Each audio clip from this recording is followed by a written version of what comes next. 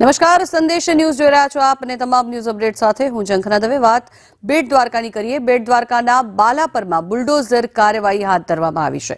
તંત્રએ 66 થી વધુ મકાનો પર બુલડોઝર ફેરવી છે, ત્યારે ગુરુદ્વારા સામેના વિસ્તારમાં 14 મકાન તોડી પાડવામાં આવ્યા છે। બાલાપર ગામમાં 52 જેટલા મકાનો તોડી પાડવામાં આવ્યા। 12,500 ચોરસ મીટર જગ્યા પરનું દબાણ હટાવવામાં આવ્યું છે। 6.76 કરોડ જેટલી કિંમતની સરકારી જમીન છૂટી કરવામાં આવી છે, ત્યારે 1000 પોલીસ જવાનોના બંદોબસ્ત વચ્ચે કામગીરી હાથ ધરાઈ છે। દ્વારકાધીશ મંદિર પાસેના વિસ્તારમાં દબાણ હટાવવામાં આવે છે, ત્યારે આજે પણ દબાણ હટાવ કામગીરી યથાવત રહેશે। વધુ માહિતી મેળવીએ, સંવાદદાતા અનિલ લાલ જોડાયા છે આપણી સાથે। જી અનિલ, જણાવશો ખાસ કરીને છેલ્લા ઘણા સમયથી આ દબાણને લઈને અનેક કાર્યવાહી કરવામાં આવી રહી છે, ત્યારે અત્યારે હાલ શું પરિસ્થિતિ છે?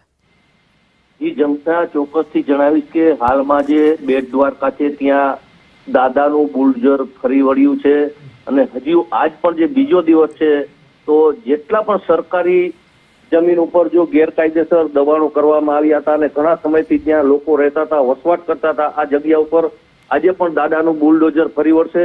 ખાસ કરીને વાત કહેવાય તો જે બેટ દ્વારકાના બાલાપર વિસ્તારમાં તંત્ર દ્વારા 66 થી વધુ મકાનો પર બુલડોઝર ફેરવવામાં આવ્યું છે અને બાલાપર વિસ્તારમાં ગુરુદ્વારની સામે જે વિસ્તાર આવેલો છે ત્યાં 14 મકાનો અને બાલાપર ગામ છે ત્યાં 52 મકાનો હાલમાં તોડી પાડવામાં આવ્યા છે અને કુલ જે 12,500 ચોરસ મીટર જે જગ્યાનું છે દબાણ એ દૂર કરવામાં આવ્યું છે અને 6.76 કરોડ જેટલી જે રકમની જમીન છે એ ખુલ્લી કરવામાં આવી છે અને સરકારે જયારે હથોડો પછાડ્યો છે સરકાર ગેરકાયદેસર જમીનો ઉપર, તો દાદાનું હાલમાં બુલડોઝર આજે પણ ચાલશે અને જેટલા પણ દબાણ વાળા મકાનો છે ત્યાં બુલડોઝર ફરી વળશે। જી જંકના।